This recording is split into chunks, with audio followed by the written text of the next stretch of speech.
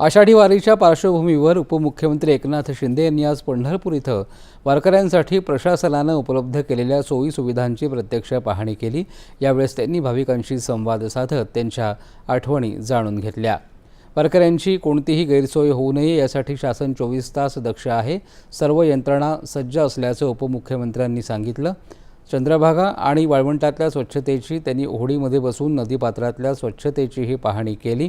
वारकऱ्यांच्या सुरक्षिततेला प्राधान्य देण्याच्या सूचना संबंधित अधिकाऱ्यांना त्यांनी दिल्या। आरोग्य विभागाच्या वतीनं उभारण्यात आलेल्या वैद्यकीय कक्षाचं त्यांनी उद्घाटन केलं। भक्तिसागर इथे वारकऱ्यांसाठी उभारण्यात आलेल्या आपत्कालीन कक्षाचीही त्यांनी पाहणी केली। या परिसरामध्ये उपमुख्यमंत्र्यांनी वृक्षारोपणही केलं।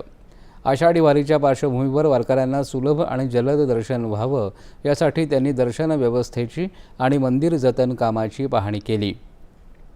त्याचबरोबर त्यांनी विठ्ठल रुक्मिणीचं मुखदर्शनही घेतलं।